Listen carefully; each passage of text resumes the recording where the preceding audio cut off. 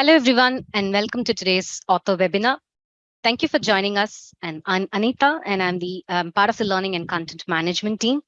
Joining me from the Learning and Content Management team are my colleagues Charlotte, Jennifer, Chandani, and Carol.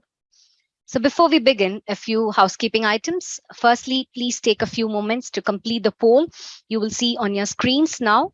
And if you have a question at any time during the content of the session, please use the Q&A option to send your questions directly to us. We'll try to answer as many as possible today during the Q&A session. In the Q&A channel. But if we cannot answer all the questions, we'll reply to you directly after the session, unless you post the question anonymously. And we'll also try to cover some of the questions at the end of the session. The most frequently asked questions. And for the best view, you may wish to drag the central bar on your screen to the right to enlarge the screen that I'm sharing. And you may also wish to enable the live transcripts via the bar on the bottom of your screen.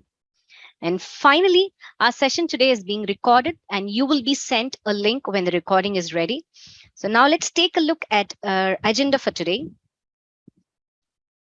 Okay, so we will start by giving you an overview of the author submission process in Editorial Manager. Please note that the steps may vary depending on journal configuration and the type of article being submitted. We'll also have a look at how to use the declaration tool when submitting a manuscript. So Elsevier's declaration tool quickly and easily helps authors create a comprehensive statement which incorporates the ICMJE, in other words, International Committee of Medical Journal Editors Declaration Standards. And this declaration tool will produce a statement in Word form that can be uploaded alongside your manuscript and it will appear in your published article. And finally, we'll provide you a brief explanation of the various editorial statuses your submission may progress through in Editorial Manager. So that's going to be our agenda for today. So now let's get into Editorial Manager test site and explore the author submission process. And please note, I'm going to be using our training site for the demonstration purpose today with dummy users and dummy submissions. So the training site is a good replica of the live environment, but it will look slightly different to your own profile. So please don't worry if you don't see things today that you normally see when you log into your profile. And this might be definitely due to the rights and permissions granted for each role that may vary from journal to journal. So now let's get into the Editorial Manager screen. And I hope it's all clear, Charlotte. It's clear. Thanks, Anita. Thank you very much. So yeah, before submitting a manuscript, please check the journal requirements via the instruction to author links. So this is really important before you start a submission. So please make sure that you check the journal requirements from the instruction to authors link.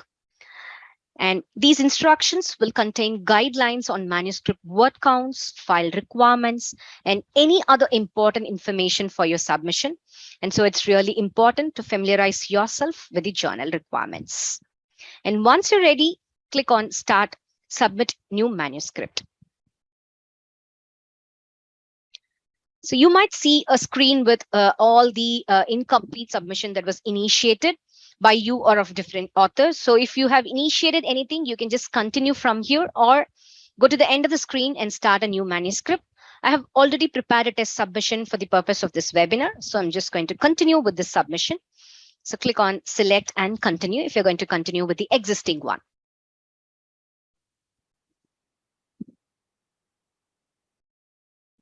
So now here in the first article type selection screen, please select the relevant article type from the drop-down menu.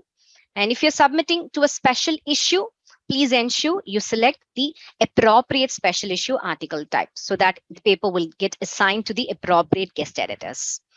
So journal may request you to link to your ORCID ID. And once you're ready, click on Proceed button.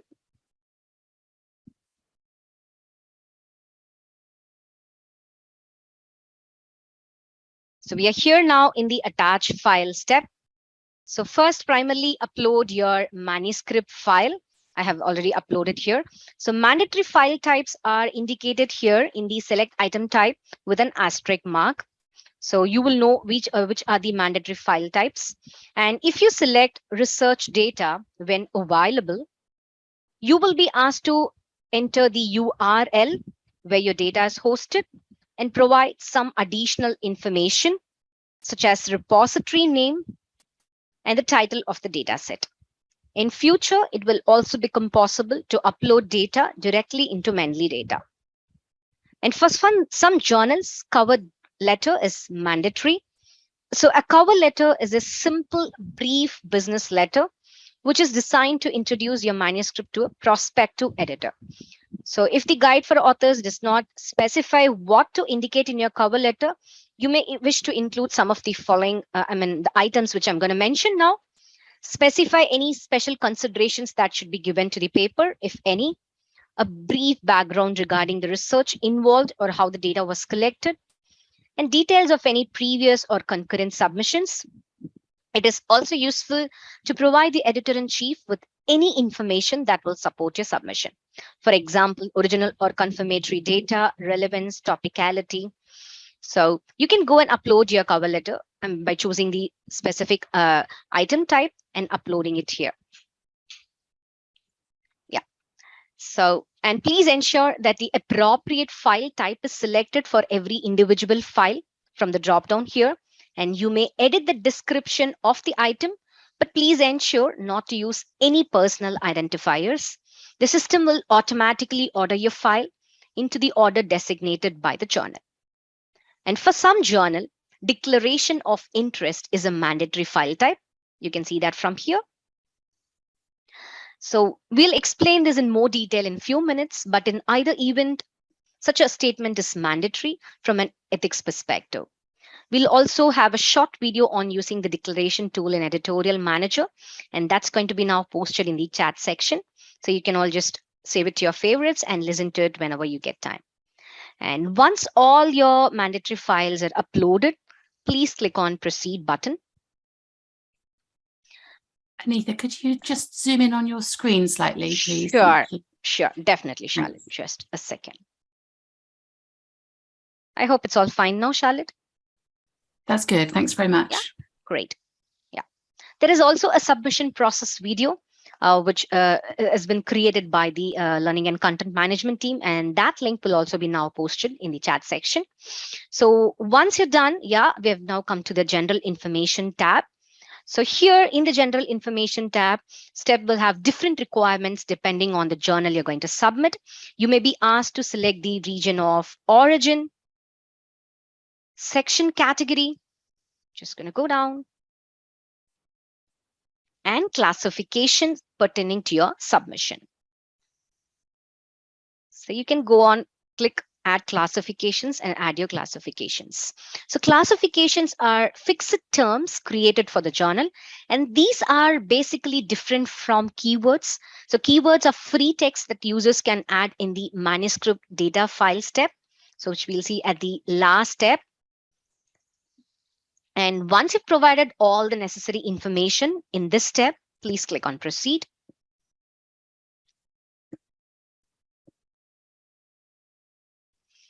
And the next step we see here is Review Preferences. So depending on the journal's requirements, you will see different options on the Review Preferences step. So you may have the option to request an editor, which you can see here.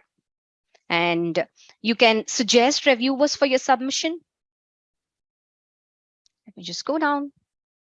So you can click on Add Suggested Reviewer here and add suggested reviewers, or oppose anybody, oppose reviewers who you would prefer not to review for your submission. But please note, these are preferences only. The editor may or may not use these suggestions. And once you have provided all the necessary information in this step, click on Proceed. In next step, we are here in the additional information step.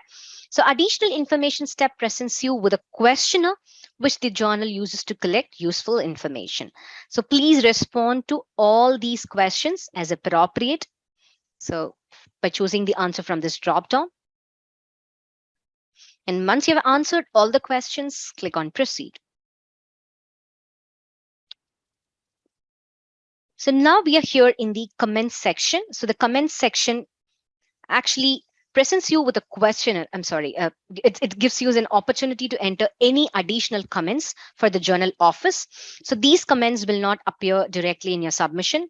So you can just provide any comment you would like to give in and click on proceed.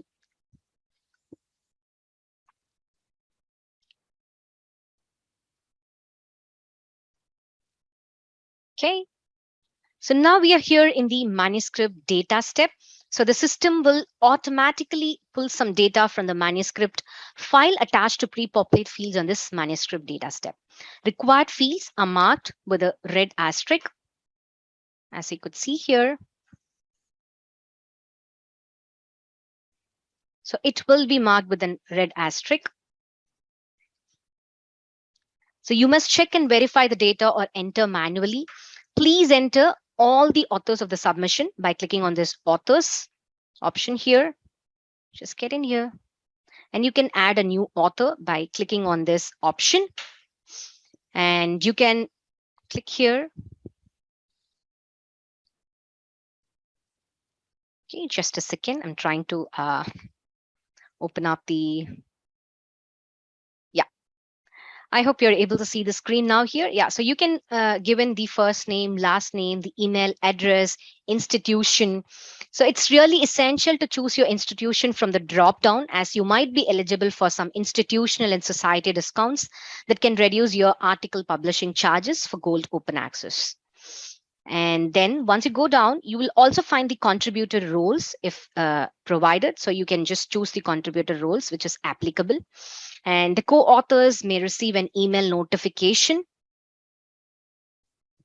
Okay, once you're done, just click on the save button.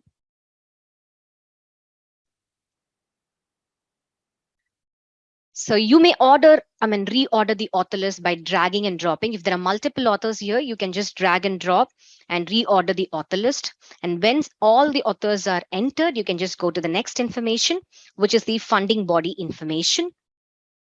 So you can go here and choose the funding information, which is available for your journal by clicking, for your paper, by clicking on add a funding source.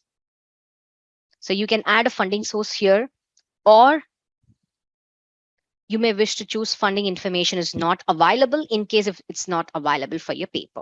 And once that's done, you have to click on build PDF for approval. So let's click on it.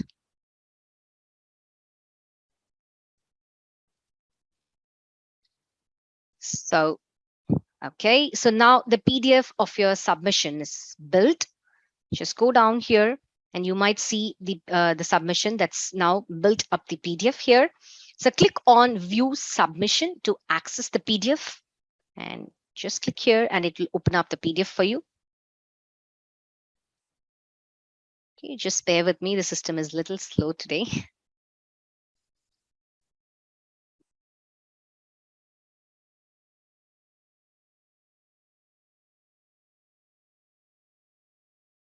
Okay. So in the meantime, we are waiting. Before the PDF could open. So once, it's available here now. So you can open up the PDF and just check for any changes. And if required, if you feel that, you would like to add some information, you can always click on edit submission and make changes to your paper. And ethics and publishing and the rule is provided here. So please ensure, okay, just a second. So please ensure you read the ethics in publishing and Elsevier's terms and conditions and tick I accept box to indicate that you have, you're adhering to these guidelines. So just click on I accept button. And once you're done, you can click on approve my submission.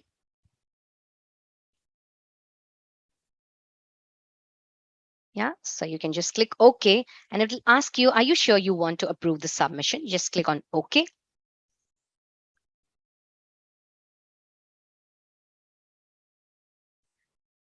So now your submission is submitted to the journal for consideration and you will receive an email confirmation shortly. And in case if you'd like to edit, you will have to contact the journal manager.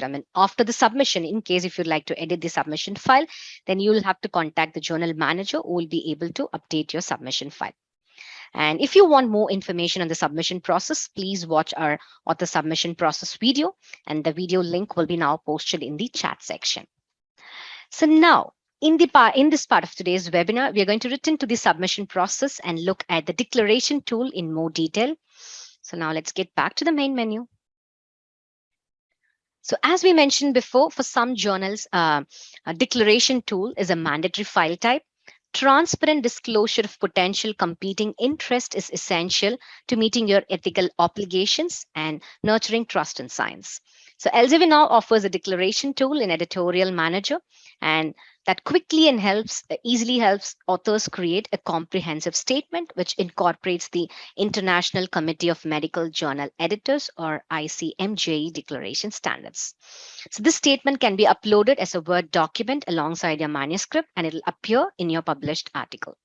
So you can access the declaration tool through the instruction for author link, which is seen here, or from the attach file step. For that, I'm just going to click on submit your manuscript again to quickly show you where it is available.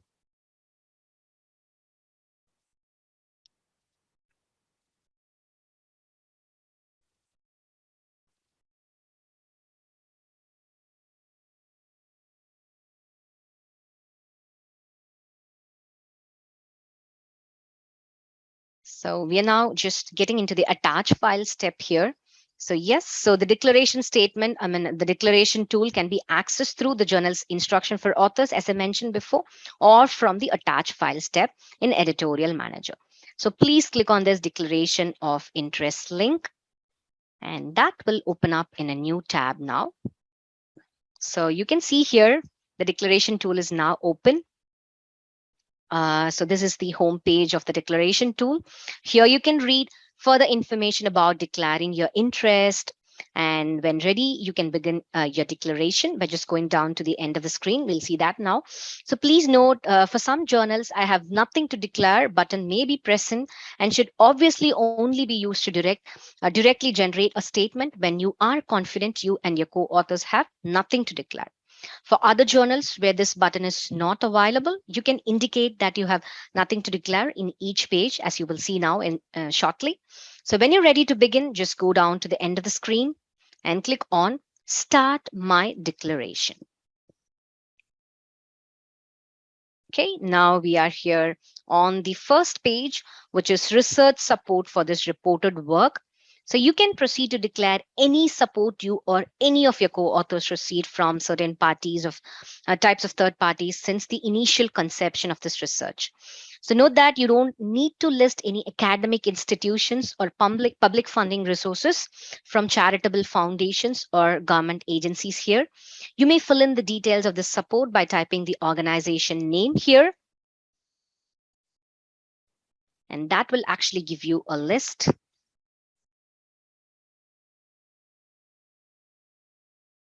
So you can just proceed to choose the name.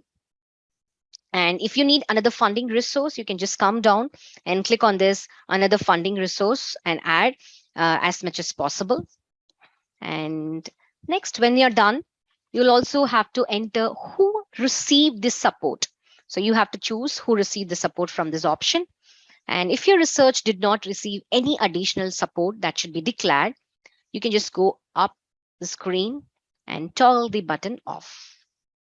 So this is done now, and you can save the declaration. So if you'd like to save the declaration for later and come back to it within the next 30 days to continue later, you can always use this button. And once you finish this step, you can click on the next button, which is the other support. And in the other support, we are now here. Under the relevant other support, you should disclose if you or any of your co-authors have any financial interest or personal relationships related to the subject matter, but not directly to the manuscript. So you can provide all the details here.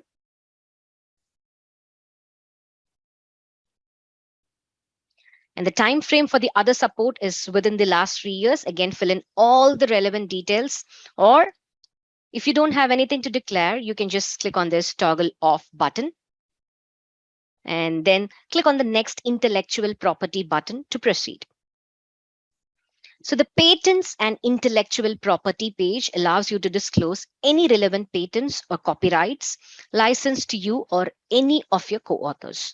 Once you've either filled this or press the toggle button, you can just click on to the next option. So you can fill in all these details, whatever is available, and then click on the next activities. So I'm just going to toggle off here.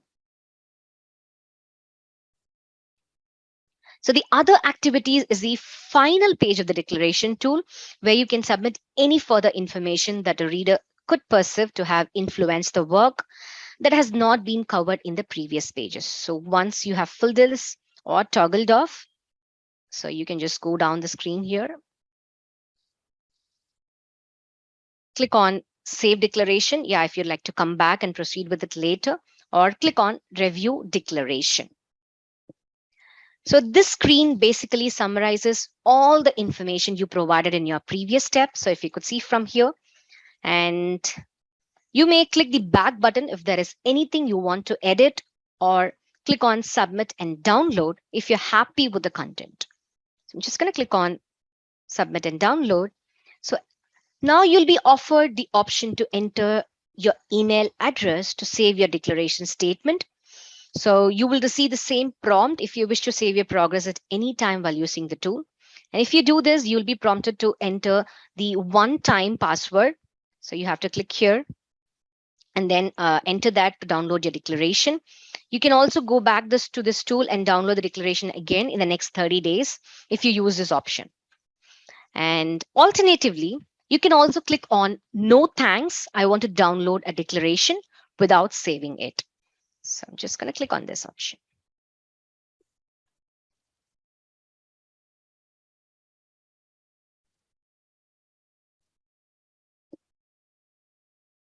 So now if you see, the declaration tool has created a document using the information you entered, which can now be uploaded to Editorial Manager as a Word document. So now I'm just going to go back to the Editorial Manager screen. So we are here in the Attach File step. So here is where you can upload the declaration document, which you just downloaded from the declaration tool. So choose the declaration of interest here. And yeah, you can just go up the screen here, browse, and download the declaration. Browse the declaration statement you just downloaded. And that's going to be available here. So please make sure that you choose the correct item type from the drop-down menu. And then, yeah, you can continue with your submission. And if you save your declaration, you can also access it from the home screen. Let me just go back to the declaration tool. On the home screen, yeah, there is something called Access with One-Time Password. So you can access it from the home screen of the declaration tool up to 30 days by clicking on this option.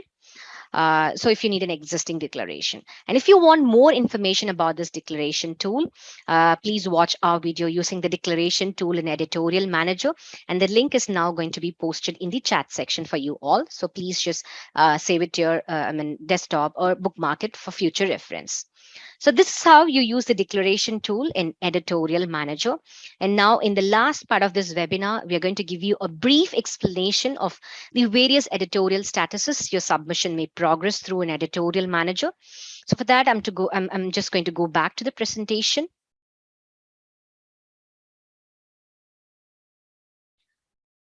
Okay. I hope all is fine, Charlotte. We're seeing the presenter view. Just a second. Yeah.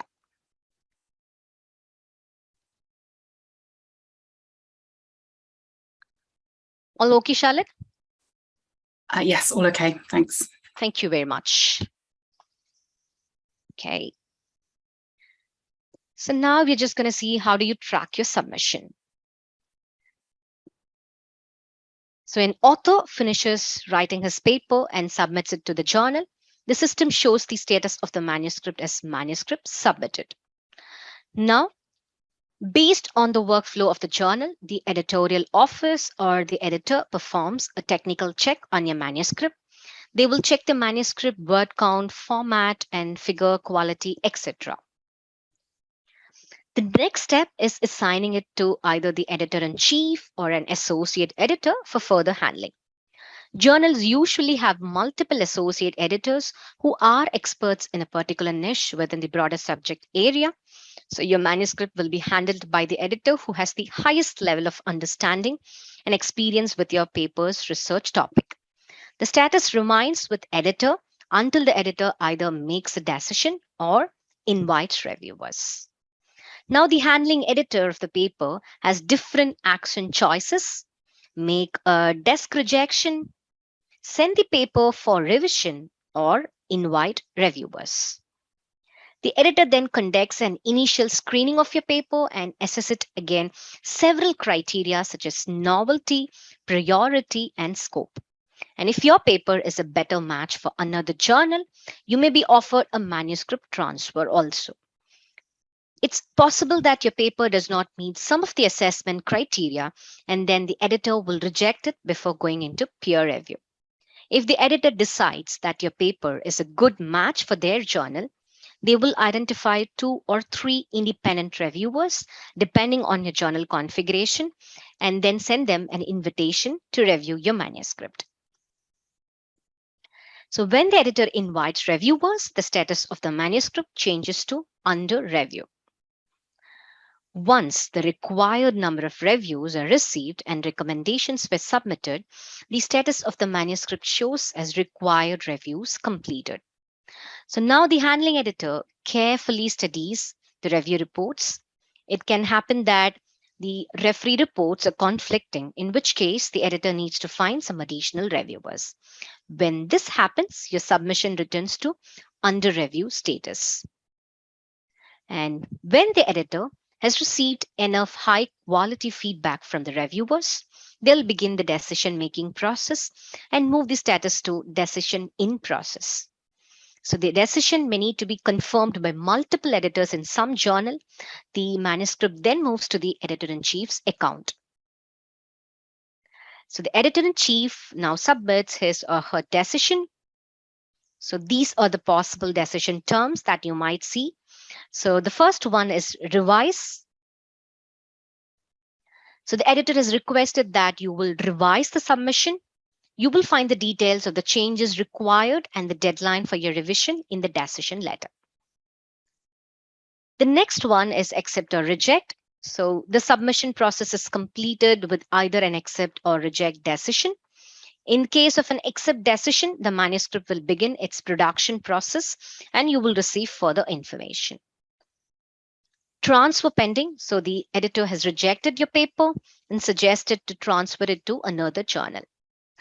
The editor has now recommended the submission to be transferred to another journal via an automatic article transfer service, and you're offered a transfer.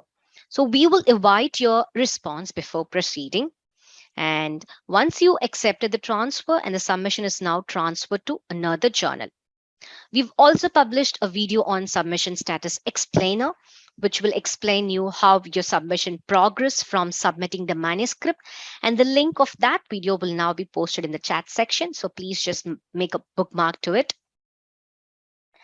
And we have now introduced a submission tracker to more than 2000 plus journals. So once a journal is using a submission tracker, an email is sent to the corresponding author when the first reviewer is invited. So as you can see from this screenshot, the email contains a link to the submission tracker landing page where the author can view the statuses of the review process of their submission. So note that the same link will remain active throughout the end-to-end peer review process. We expect to have the submission tracker tool available to all journals, all Elsevier journals in the near future. So this is how the submission tracker landing page for a submission looks. So from here, you can monitor the complete status of your manuscript. And the next thing we wanted to actually show you is, did you know? So in this part of did you know section, we're just going to see about the credit author statement. So credit contributor roles taxonomy was introduced with the intention of recognizing individual author contributions, reducing author disputes, and facilitating collaboration. So the idea came about following a 2012 collaborative workshop led by Harvard University and the Wellcome Trust with input from researchers, the International Committee of Medical Journal Editors, ICNJE, and publishers including Elsevier, representing by Cell Press. So credit offers author the opportunity to share an accurate and detailed description of their diverse contribution to the published work. So the corresponding author is responsible for ensuring that the descriptions are accurate and agreed by all the authors. The roles of all authors should be listed using the relevant above categories, and the authors may have contributed in multiple roles. Credit in no way changes the journal's criteria to qualify for authorship. And credit statements should be provided during the submission process, and it will also appear above the acknowledgement section of your published paper. So that's all we have today in the Did You Know section. So yeah, that brings us to the end of our webinar today. So thank you for listening. After the session, as Charlotte mentioned, we'll be sending you an email that will contain some helpful links to the webinar recording and some short video guides that relate directly to our topic today. So please have a look out for that email, and please take a moment to complete the survey, which you see on your screen now before you leave, and your answers will definitely help us deliver more webinars like this one. So thank you once again, and see you all next time. Thank you.